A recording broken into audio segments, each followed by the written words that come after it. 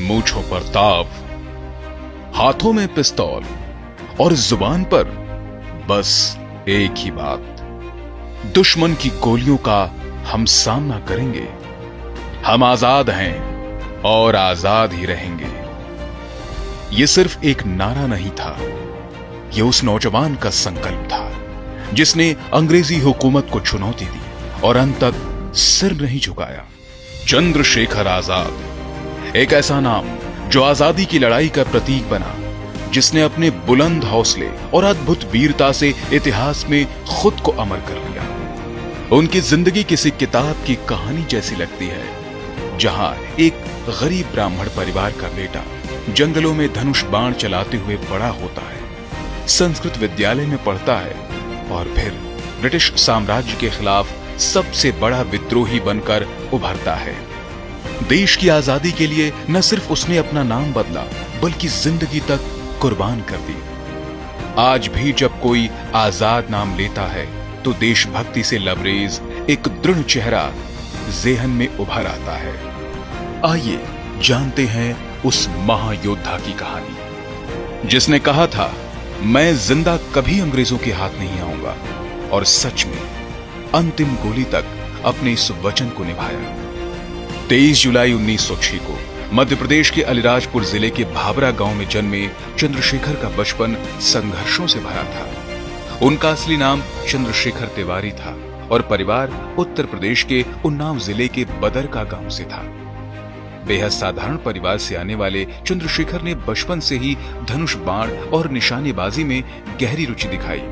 उन्होंने भील बच्चों के साथ तीर चलाना सीखा और यहीं से उनकी क्रांतिकारी चेतना की नींव पड़ी। उनका शरीर बलिष्ठ था, आंखें कवि जैसी गहराई लिए हुए, लेकिन भीतर चल रही थी एक आग, आजादी की आग। कम उम्र में ही चंद्रशेखर ने बंबई और फिर बनारस का रुख किया। बनारस में उन्होंने संस्कृत विद्यालय में पढ़ाई की और वहीं असहयोग आंदोलन के दौरान कांग्रेस के छात्र संगठनों से जुड़ गए। धरना प्रदर्शनों में हिस्सा लिया और पहली बार गिरफ्तार हुए। जब मजिस्ट्रेट ने उनका नाम पूछा तो उन्होंने जवाब दिया, नाम आजाद, पिता का नाम स्वतंत्रता, पता जेल की कोठरी। इस जवाब से अंग्रेज अफसर बौखला गए और चंद्रशेखर को 15 बेंत की सजा सुनाई गई। लेकिन इस युवा ने न तो दर्द को जाहिर किया, न शिकायत की, बल्कि हर बेंत के साथ भारत माता की जय का नारा लगाया। इसके बाद उन्होंने तय कर लिया कि वे अपने जातीय नाम को त्याग कर सिर्फ आजाद कहलाएंगे और कभी भी अंग्रेजों के हाथ जिंदा नहीं आएंगे। जब चौरी चौरा कांड के बाद गांधी जी ने असहयोग आंदोलन वापस ले लिया तो आजाद को यह अहिंसात्मक रास्ता कमजोर लगा और उन्होंने क्रांतिकारी पथ अपनाया। वे बनारस लौटे, जहां वे मनमथ नाथ गुप्त और प्रणवीश चटर्जी के संपर्क में आए और हिंदुस्तान रिपब्लिकन एसोसिएशन के सदस्य बन गए। शुरुआत में यह दल छोटे स्तर पर काम करता था, लेकिन जल्द ही उनका उद्देश्य स्पष्ट हो गया, ब्रिटिश सरकार की नींव को हिलाना। इसी सोच का परिणाम था 1925 का काकोरी कांड, जिसमें क्रांतिकारियों ने ट्रेन लूटकर अंग्रेजों को खुली चुनौती दी। इसके बाद कई साथियों को फांसी दे दी गई, जिससे आजाद को एक नई रणनीति बनानी पड़ी। दिल्ली के फिरोजशाह कोटला मैदान में एक गुप्त बैठक हुई, जिसमें भगत सिंह भी शामिल हुए। इसी बैठक में नए संगठन का गठन हुआ, हिंदुस्तान सोशलिस्ट रिपब्लिकन एसोसिएशन। आजाद को इसका कमांडर इन चीफ नियुक्त किया गया।